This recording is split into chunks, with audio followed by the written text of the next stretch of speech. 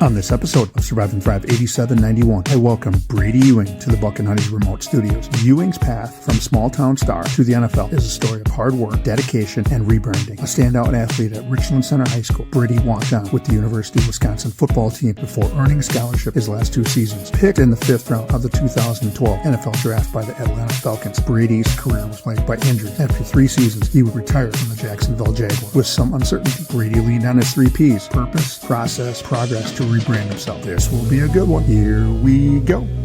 Good morning, good afternoon, good evening. What is up wherever you are, whatever you are doing? I hope you're having a great day. Welcome to another episode of Survive and Thrive 8791. I'm your host, Coach Decora. We are in the Buck and Honey's remote studios on the east side of our great capital city of Madison, Wisconsin. You can listen to the podcast on Spotify, Apple Music, iHeartRadio, and YouTube at Survive and Thrive 8791. You can follow the podcast on Facebook at Survive and Thrive 8791, the podcast. Or you can follow me because I'm in it for the likes on Instagram and Twitter at TDecora8791, as well as hitting me up on Facebook at Tim Decora. Don't forget to hit that subscribe or like button wherever you listen to the show. Leave me a comment if you liked what you heard. If there's a topic or you know a guest who would love to tell their story, email me at tdecora@gmail.com. Glad you could join us today. Our mission is to share stories and conversations that make you cry, laugh, and think, stimulating emotions, creating laughter, and inspiring the mind. A new episode will air on Monday and Thursday morning featuring a wide range of guests. The podcast will touch on many subjects such as, but not limited to, grief, loss of a loved one, recovery, professional setback, divorce, success despite challenges, etc. Our guests will share how they learn to survive and thrive. This is where we get into the introduction of our guest today, and our guest is former NFL football player Bradie Ewing. But here we go. According to the internet, and the internet is always right, correct, Bradie? It's debatable. It's debatable. We'll see what you got. It's debatable, yes. My wife would say it's debatable as well. She's always right. Only a small fraction of college football players, roughly 1.6%, ever make it to the NFL, with only 30% of drafted players ultimately making an NFL roster. The average length of a player's career in the NFL, the National Football League, is relatively short, with the average career lasting around 3.3 years. You were in the league for 3 years. Today, I welcome Bradie Ewing to the Buck and Honey's remote studios. Born and raised in Richland Center, Wisconsin, Bradie is a proud Hornet. In high school, Bradie was a 3-sport star in football, basketball, and track and field. After high school, Bradie would take his talents to the University of Wisconsin and join the Badger football team as a walk-on. That would eventually turn into a scholarship his last 2 seasons. In 2012, Bradie would feature his athletic abilities at the NFL National Football League Combine, where he was the 4th rated fullback in the Combine by Bleacher Report. He would be chosen in the 5th round with the 157th pick by the Atlanta Falcons. Today, I'm so glad you could join us. Bradie Ewing, what is up? What's up, Tim? Thanks for having me. Excited to jump on the pod with you here and talk life and learnings. Well, like you just said, you are the 2nd NFL player to be in Coach Decora's basement, the first being my good friend, Jake Brendel, who's the starting center for the San Francisco 49ers. But we're here to talk about you today. So I was just in RC, Richland Center, last week. Mm-hmm. Your hometown, population 5,000. Salute. Pretty laid back in RC? It is. We like it. It's a different pace for sure than other areas we've been, Atlanta, Madison even, and Jacksonville for sure. But different pace. Our family's there, so that makes it even that much more special. I'm just thinking I've never been to Jacksonville, but I've been to Atlanta, and yes, putting our Richland Center next to Atlanta, much different speed. Just a blip on the radar, yeah. Fortunately for us, given our background, we lived in not downtown Atlanta. We were about an hour outside of the city. Yeah, enjoyed our time down there too. It was fun. Yeah, it is. There's a lot going on. You got the combination of college because you have Georgia Tech is there. And then I believe there's a couple other colleges. So it's like a somewhat of a college town, but more of a pro town with the Falcons, the Hawks, and then Braves. Of course, went to a few Brave games. So the NFL draft is in Green Bay this year. Yep. So you were drafted in 2012 and retired in 2015. Will you be up in Green Bay? Potentially. My brother and I have been talking about it, going and taking in the event. And, it's not, I don't know when the next one will come back to Wisconsin. So to be able to take it in person, which was different than my draft experience, which I'm sure we'll talk about, would be pretty cool. And my brother's a diehard NFLer, so he's dying to get up there. Are your kids old enough? I know you've got a 10-year-old now. Is that right? That's our oldest. Bennett's 10 years old. Is he old enough yet to grasp on that his dad played in the NFL and then also got drafted? Has he comprehended that yet? In our house, when we lived in Madison area, before we moved back to Richland Center, I had gotten one jersey from all of my different years framed, from high school to college, multiple Rose Bowl jerseys, and then NFL jerseys as well. So I think he's to the age now where he appreciates that. Just this past weekend, we were at a wrestling tournament, so they do both still. We had some kids from a local school come up and asking me for my autograph. So I think little situations like that, the jerseys, they start to put together how cool some of the experiences I got to live out were. And what I'm trying to impart in them is the process it took to get there, and try to enjoy the process along the way. Is it this kind of a memorable time? Because I'm sure you've watched ESPN and they start talking about the NFL draft, and then more so in the state of Wisconsin, since it's in Green Bay, it's got to be a special time for you because it wasn't very long ago that you're holding your draft party. And we talked about it a little bit before. Yep. Where was your draft party? Big yacht somewhere? No, I wasn't like Joe Thomas out in a yacht or fishing. I think he was what he was doing, which is pretty darn cool, especially for a guy that was going first round. But no, we were at my parents' house in Richland Center, had my new wife, Rachel, at the time. We'd been married like a few weeks, and my family there, my grandparents,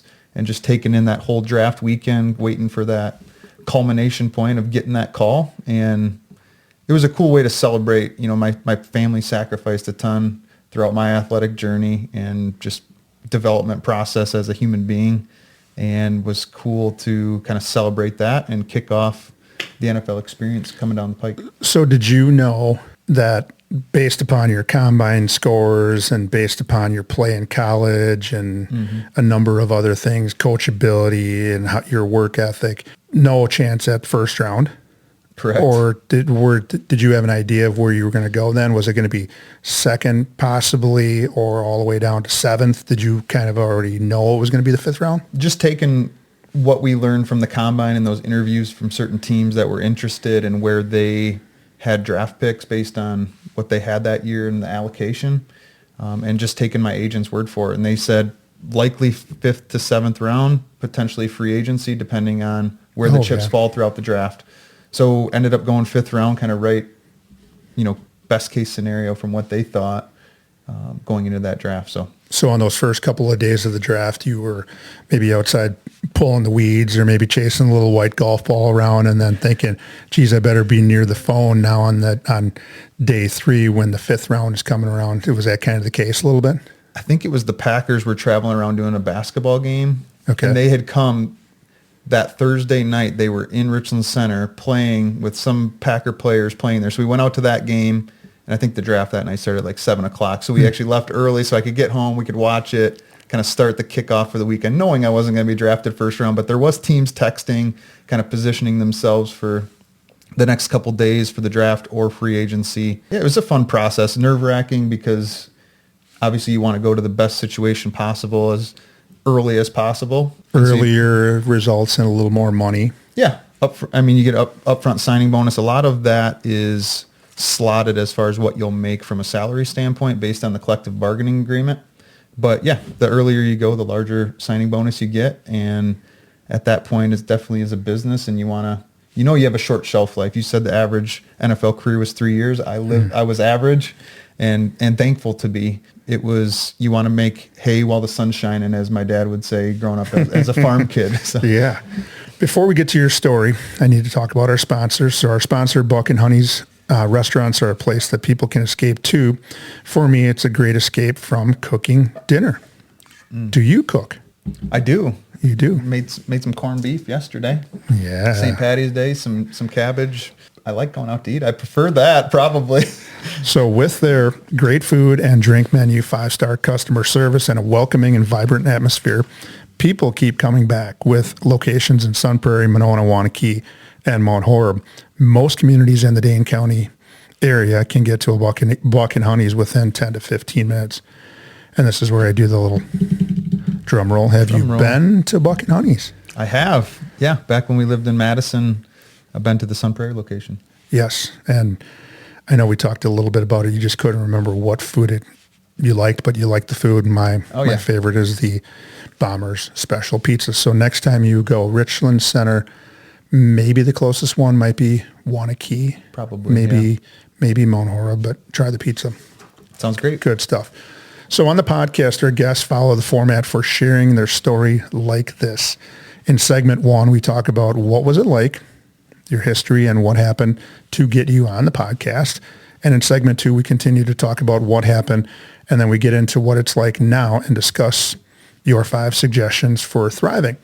So segment 1, what was it like before and what happened? So you grew up in Richland Center, Wisconsin, and that's just a little over an hour west of Madison. Yep.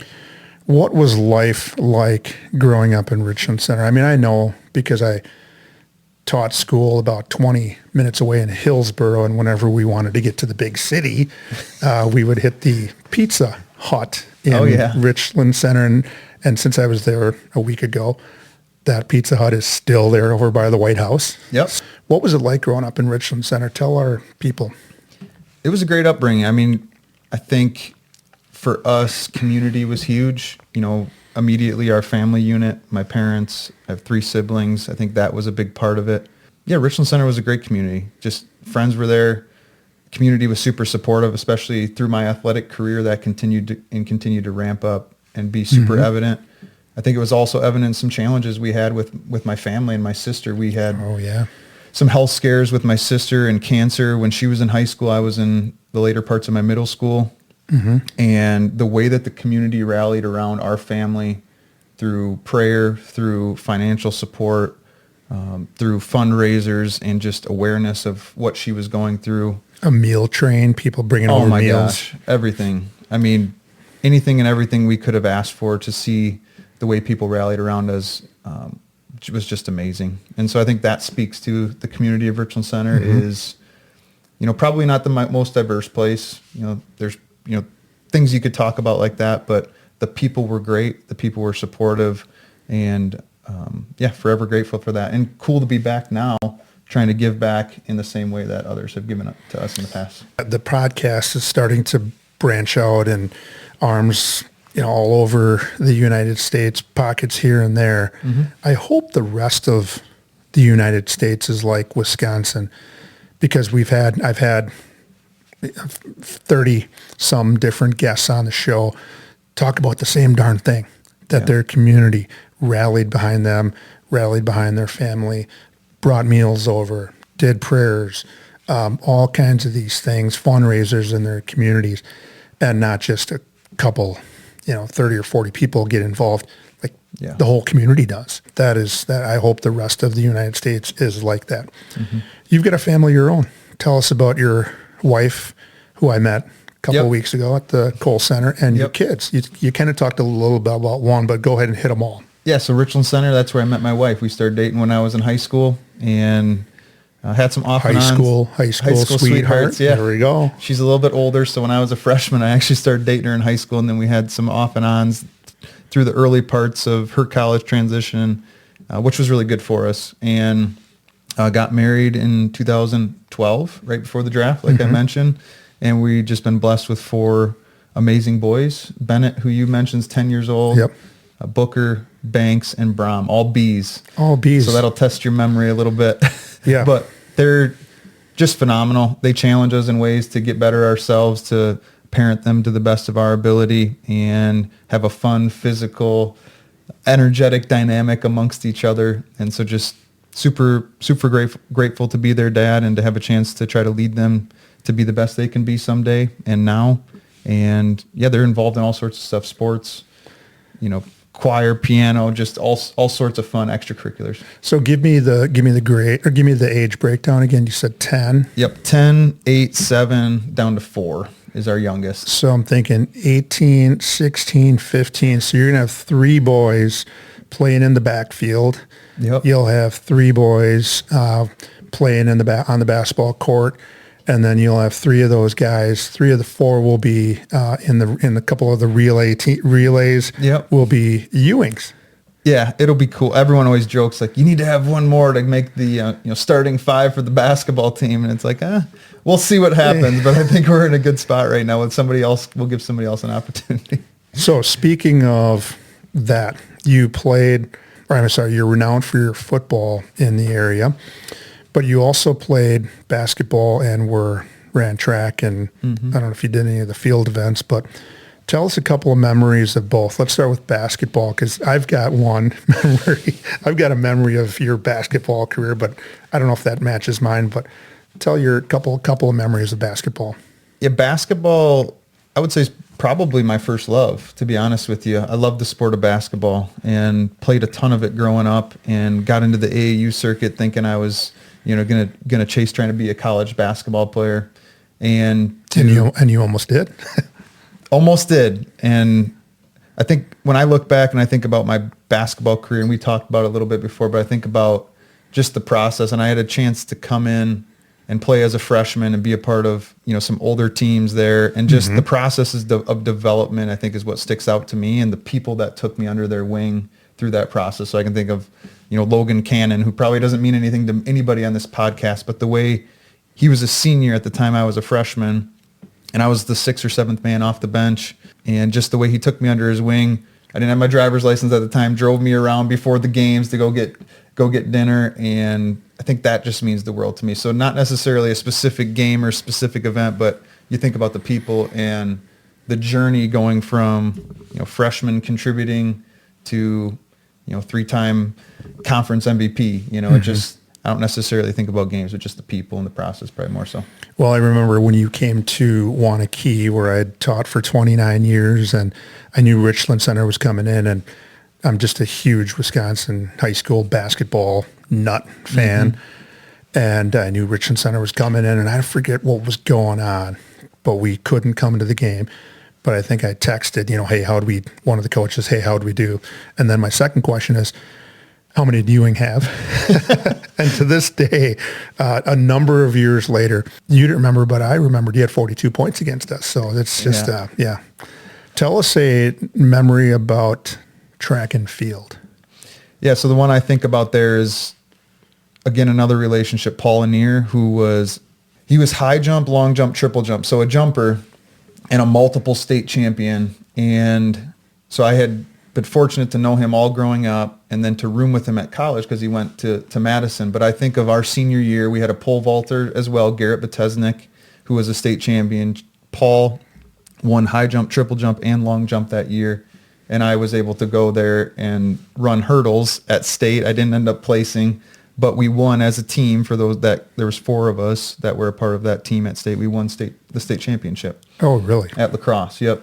So I didn't contribute any points, but I was there as moral support, and so that was a cool memory. That's what sticks out to me. And then the relationships I had with those guys, and then Paul especially. I roomed with him at 2 years for 2 years at Madison, and just a near and dear friend to this day. We text probably every day or talk on the phone, weekly. So would love to meet him someday. Maybe have him on the podcast to talk about his. An awesome guy to talk about his journey and progress in track. Behind the scenes, this is off the field, off the court, off the track. We know about all the stuff you've done in your athletic stuff, but what else did you do to keep yourself well-rounded? Did you? I mean, we saw some of the hunt. I saw the heads in the background of our Zoom call. Yep. Besides hunting, what else did you do? All sorts of extracurriculars, everything from, choir and band kind of earlier in my career before high school, but then I know we talked about it, musicals. So I was into musicals where you're singing, dancing, acting. One of my roles, I think it was my senior year, was in The Music Man. I was Marcellus. Okay, Marcellus. Yeah, I love it. So there's some videos out there of me dancing, singing, and doing that, and we loved it. We would go from basketball practice after school. Grab a quick bologna sandwich and go 100%. Go to the musical practice. Grab a sandwich, go down to musical practice on the other end of the school, and that's all we knew. We were a smaller community, smaller school, and kids were, whether it was sports was one type of extracurricular, but there's soul and ensemble, there's the musicals, there's speech club, all of those things. And I know other schools like Wanakee, where you spent a lot of time, there's a ton more opportunities for things like that. So it's pretty cool to see all the different things you can be involved in.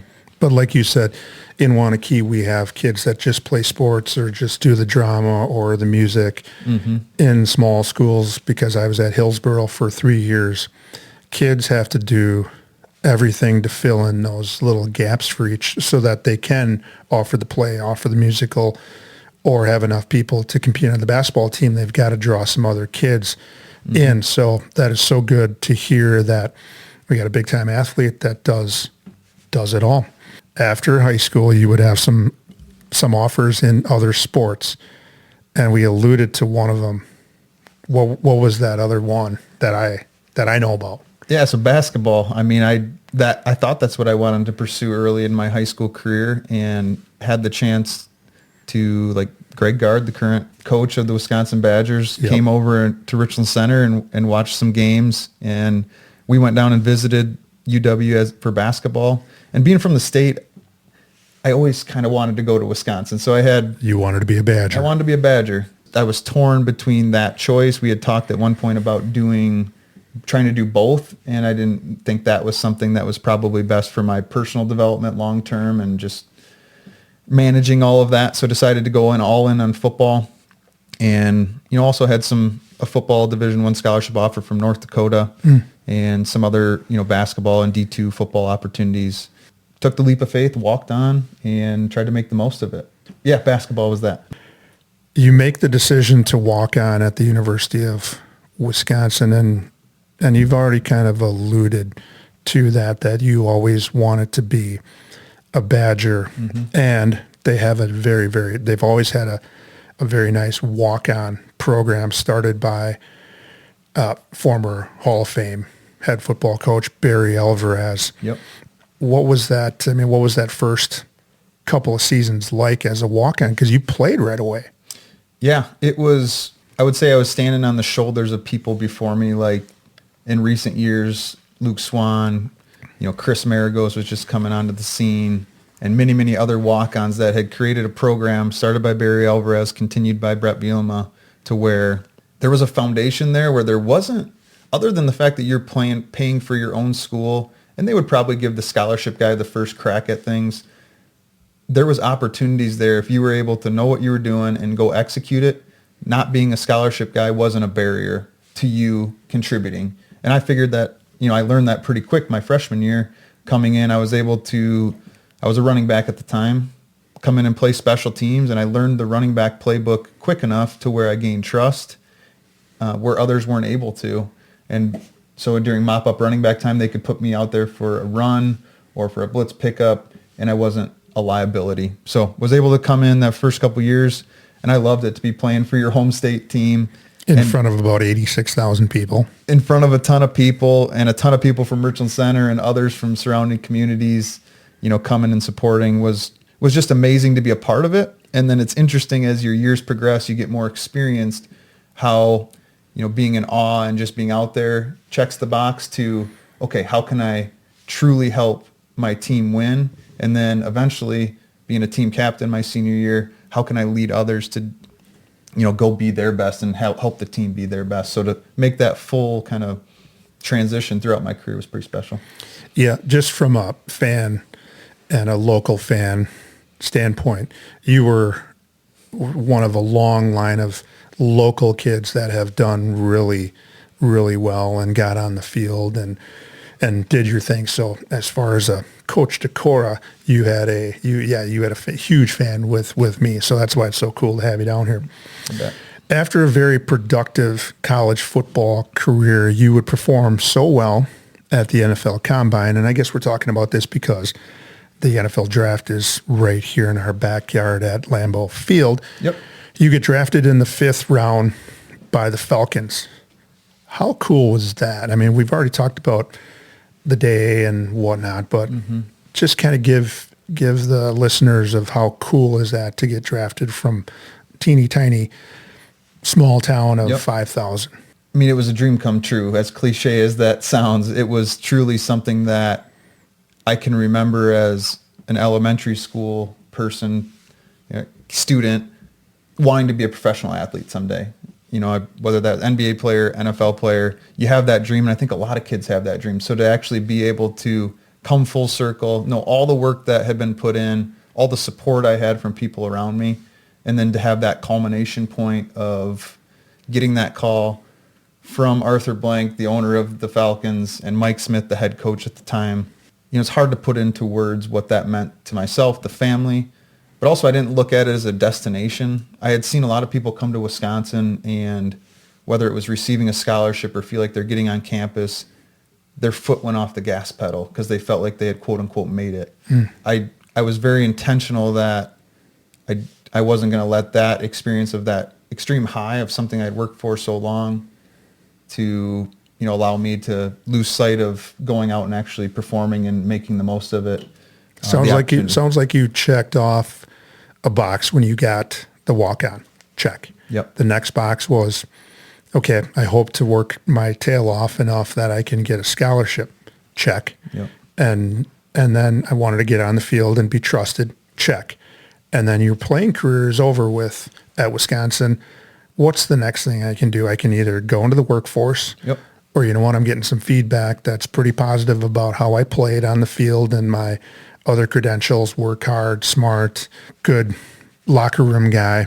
I'm gonna test the waters of the combine, and then I'm gonna get drafted. Check. So sounds like you were not just happy about being where you were at. You were climbing the ladder. What's next? What's that next goal? And trying not to get too high for the highs or too low for the lows, and trying to just stay even keel. But, really up for the last 4 or 5 years prior to that, like football was my life too. I mean, I was going to school. I was dedicated to that. I got solid grades, but, that whole time as you start to hit those different check boxes, and you got coaches and scouts telling you okay, this could be a reality, it starts to get in the back of your mind a little bit. And who was that somebody that made you go, wow, when they said, Bradie, I don't know what you're thinking about for your future, but we're getting some calls from some NFL teams. What do you think? Yeah, it was Coach Settle. So the running back and fullback coach at the time at Wisconsin. Who had some NFL playing experience? Did. And, he talking to our scouting department at Wisconsin, along with the scouts that would come in because of his experiences previously, he sat me down in our postseason interview or postseason conversation to set goals for the next year and talk about the season in the past and just, that whole process after a season gets done. That's when he first planted the seed that this was a true reality, going into my junior, senior season. And that's when, in my mind, obviously I had lots of things to accomplish at Wisconsin and to strive for, but that was the first time it was like, holy cow, this could be a reality. If I play well, if I put good film out there, could be an opportunity, and that kind of flipped the mindset a little bit. I could be putting the cap on and walking across and shaking the commissioner's hand, and all those visions. I mean, all of the things leading in from end of senior year to the draft, combine, Senior Bowl. I was fortunate to do. Just the interview process. You see the combine on TV. It's kind of surreal when you're in the moment. Not as glamorous as you think, but it's fun to be a part of it. I still wouldn't mind myself running a 40-yard dash at Lucas Oil Stadium. I don't know if that's where it was at, but yep, it was. Yep. That's a dream of mine. It's not going to happen, but it's just going to stay up there. Because of injuries, you retired after just 3 seasons in the NFL. What was the feeling like? Because this is going to lead us into segment 2. What was the feeling like knowing you might not be playing organized sports anymore. This is going to come to an end. What was that like? It was hard to fathom that because I had been doing everything under the sun since I was, 5, 6 years old. I played every sport growing up. Like you mentioned, I was a 3-sport athlete in high school, obviously focused on football in college and for 3 years in the NFL. But to imagine not having organized sports, the structure of it, the camaraderie that comes with it. We talked about the locker room. Yeah, that locker room environment of striving towards one goal together, people from all different walks of life. So I said Richland Center was kind of limited in diversity, but you get into school at Madison and some of these professional teams, man, some of the relationships I was able to develop with people that come from different countries, come from different cultural upbringings, faith backgrounds, like different foods. It was The NFL was a melting pot? It was a melting pot. I wasn't going to use the cliche words, but yeah, it was truly a melting pot of people. And I enjoyed that part of it, getting to know people, getting to know their stories, and to go out, put all of that aside. And much like we talked about with my sister's event, like see the community rally together, see the team rally together, put all these differences aside and go strive for a goal and the ups and downs that brings. I was scared to not have that anymore because that's what I knew. And to be able to play a sport that you love, it is a business, but to be able to play a sport you love as a job, I wish I could have done it longer, and it just wasn't the reality. A dream come true? 100%. Yeah. Because our listeners want to hear how this turns out and the coping strategies that you use to work through a little bit of a life-changing event. I need to talk about our sponsor one more time, and then we're going to take a little break here. So Buck and Honey's has been with the Survive and Thrive 8791 crew since the beginning. With 4 locations in the Madison area, one is always near. People ask me, why Buck and Honey's? Owner Tom Anderson places a high priority on the mental health of his employees. He has a mental health professional available for them should they need support. I don't know how many people or businesses go above and beyond their employee assistance program, but Buck and Honey's does. April 4th, 2015, you announced your retirement from the Jacksonville Jaguars. That was a team who would pick you up after the Atlanta Falcons placed you on waivers. Injuries that would plague you through your career would ultimately force you into retirement and force you to give up something that was a large part of your life, your lifestyle. In segment 2, we will hear what Bradie did to essentially rebrand himself. And he's done very well and is doing very well for himself. Please stay tuned. Don't change that channel. You're not going to want to miss segment 2 of Survive and Thrive 8791. We'll be back. If you, a loved one, or someone you know is experiencing a physical, mental, or emotional crisis, there is help and resources out there. Contact NAMI, the National Alliance on Mental Illness Helpline, at 1-800-950-6264. This is a free service providing information, resource referrals, and support to people living with a mental illness, their family, providers, and the public. United Way 211 is available 24/7, 365 and offers free confidential assistance. They connect people with the local programs and services that can help. Dial 211. Emergency Crisis Services, dial 911. The Suicide Prevention Lifeline, dial 988. To connect via web, chat, visit suicidepreventionlifeline.org. Along with those numbers, there is help. You just need to say 3 words. I need help. Now, back to the show. We are back. Welcome back to segment 2 of Survive and Thrive 8791. I'm your host, Coach Tim Decora. The podcast is where I feature guests who share their story in hopes of helping others who may be struggling with what life throws at them. Bradie Ewing is here in studio to talk about what a lot of high-level athletes go through once their playing careers are over. And that's to retire from something that was a major part of his life and doing something completely different in one way, shape, or form. He's here today to share his story in hopes that his journey will inspire someone like him to survive and thrive after a professional and high-level college football career. We're going to go back to April 4th, 2015. This is when you decided to verbally sign some papers, come out and just say, you know what, hey, I'm going to retire from the NFL, from the Jacksonville Jaguars, and start something new. What was that day like? It was bittersweet. I kind of saw the writing on the wall as I was on injured reserve that last year in Jacksonville. You need to be cleared before, unless they're going to give you an injury settlement. We don't need to get in the weeds, but you need to be cleared before they can release you, cleared physically. And I was recovering from a wrist surgery. And so I had gotten cleared recently before that, had been working out with the team. And I just felt like that time was coming near. So I felt like I was expecting it when I got released, and then knew that with the way my body was breaking down and had struggled to compete at that level all 3 of my NFL years, that it was the right time to make a change. But it was bittersweet because, football was really all I knew as, get into the working world throughout college, and I didn't really know what was next. And so it was scary. I can remember sitting in my truck, coming home from workout at Jacksonville at the facility, sitting in my truck outside my wife and I's apartment. We just had a newborn baby. And my wife and I were having these ongoing conversations, but I'd always looked at my dad for guidance, and he's so supportive. I can just remember having a phone call with him and kind of telling him what I was thinking, 100% supportive. But I think that phone call, some of the conversations with my wife just encapsulate, I was excited to see what was next, but yet, you're leaving something that was so great and such a great experience, so many great memories. Be playing a game as your job and living out a dream. So I can go back and forth on it, but I think those couple examples encapsulate that moment.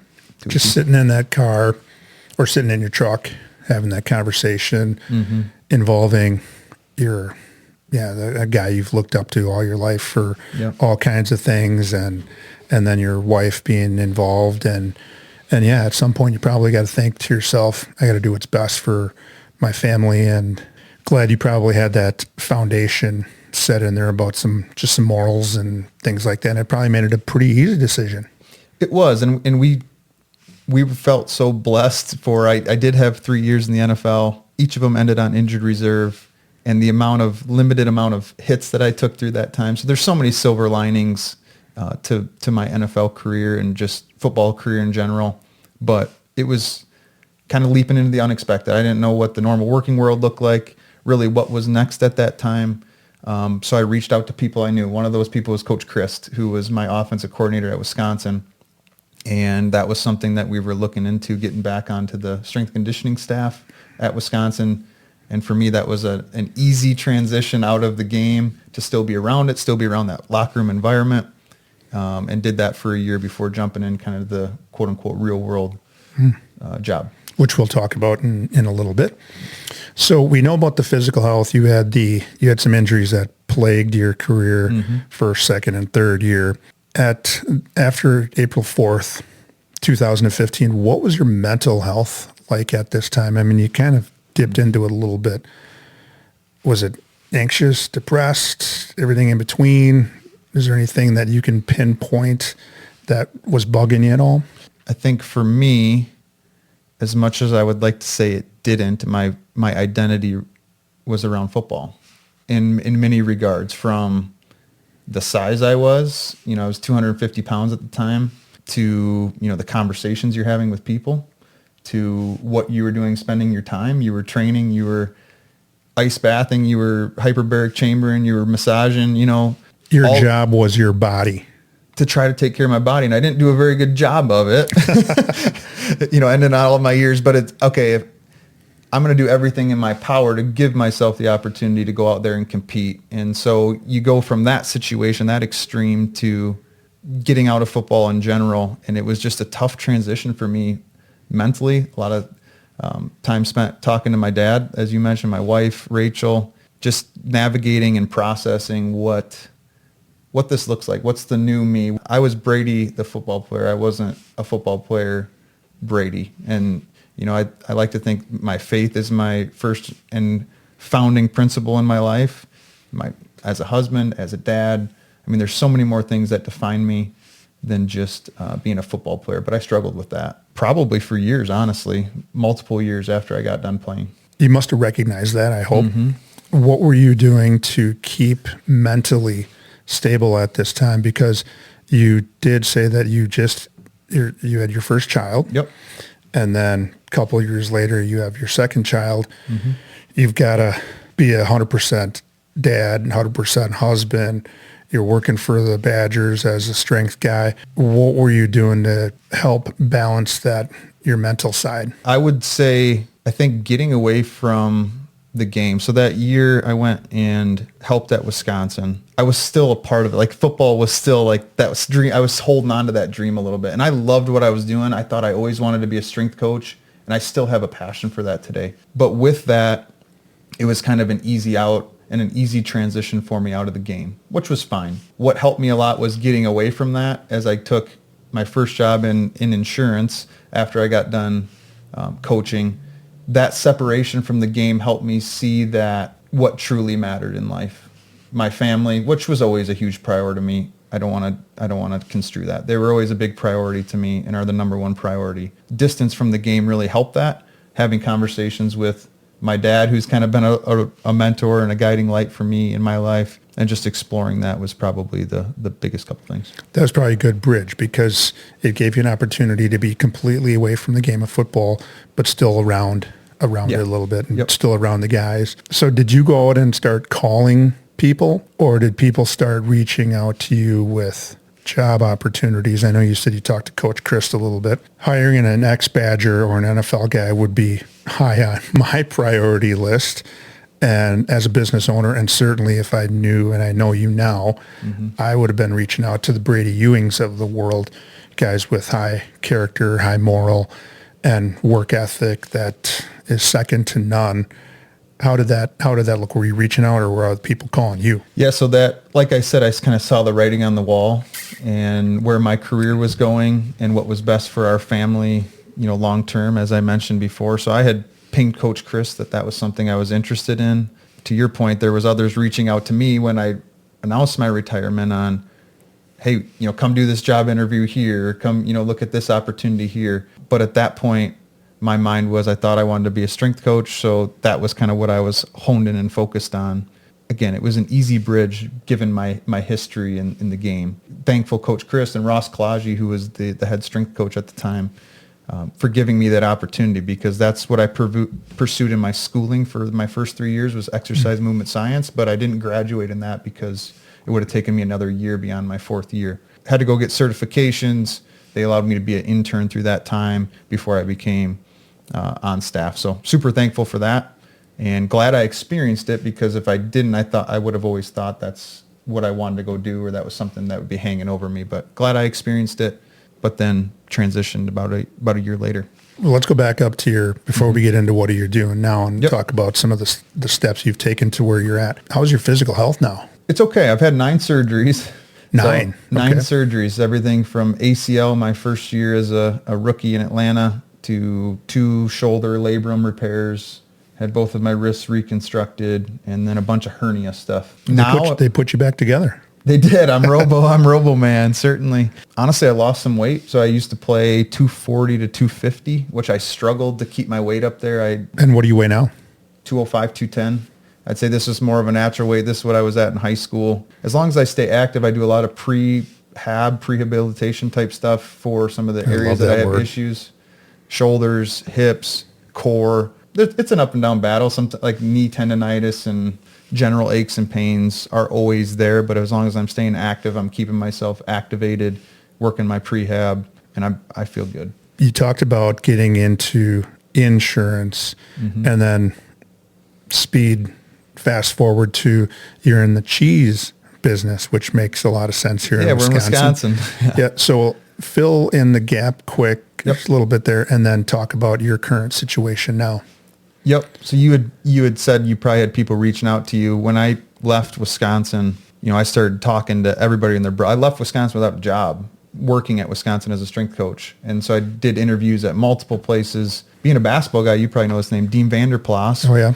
Was at Cottingham and Butler in Madison here. He was leading the practice. One of my favorite guys of all time. DVP, So to take a guy that has tremendous coaching experience, tremendous business experience, and to be able to recruit a former athlete like myself that had no real world experience, I was excited to learn from him. And I learned a ton from him. Learned about business, learned about having, tough conversations, learned about personal development, leadership, and bringing all of those experiences that I was fortunate to have to the working world, and that drive and that motivation, and being able to find a channel for that. Dean was so huge. I never thought I would do insurance. It was a great way for me to go learn business and to do it from somebody that I loved. Was successful and Dean probably made it fun. And he's a big sports guy. A ton. And so I did that for 3 years and absolutely loved it. With Dean, with the team we had some former players, Jake Pedersen, Bill Nagy, worked there. They're still in insurance, not with that firm, but another firm. And so to be able to do it with people that, somebody like Dean, where he can connect that athletic experience to the real world, business world, was awesome. And then, jumped into the cheese and dairy industry, working with Kelley Supply. Now we're supporting them, the dairy industry, with basically anything they need to run their plant, clean their plant, or protect their employees. And so that's been a great avenue, and working with my dad and my brother at Kelley Supply too. As I'm vocalizing this stuff, I feel like there's a theme of where I, find these people, whether it's former teammates or folks that have that athletic background or people I trust with my family, that I can work alongside and chase something together. I think that's I'm coming to kind of an epiphany on that. And I've heard you say the word team. Together, everybody achieves more. And I think that fits your skill set and all of the things that Bradie Ewing is all about. This is where the subscribers, followers, and listeners take out the notebooks, pens, or pencils and jot some things down. Here are Bradie's 5 suggestions that allowed him to survive and thrive after being a college and professional athlete and making that transition into the work world. So here's what Bradie shared with us. And we're going to toss these in underhand softball style, and I'm just going to tell you to hit it. So number 1, adversity doesn't define you. Go ahead and hit that let's go 2 minutes on each. Yeah, so I faced a lot of physical adversity throughout my athletic career. Injuries. I talked a little bit about my sister and some of her experiences there. Everybody has a story and goes through something. So when I say adversity doesn't define you, that injury doesn't define you or predetermine what your destination needs to be. And so that's where I was going with that is what can you learn from that adversity? That thing that happened to you, whether it's an injury, whether it's an unfortunate family situation, what can you learn from it? So find those negative things that happen, or those adversities, those certain challenges that come, and try to find the good in it. Those are blessings that you don't necessarily see in the moment.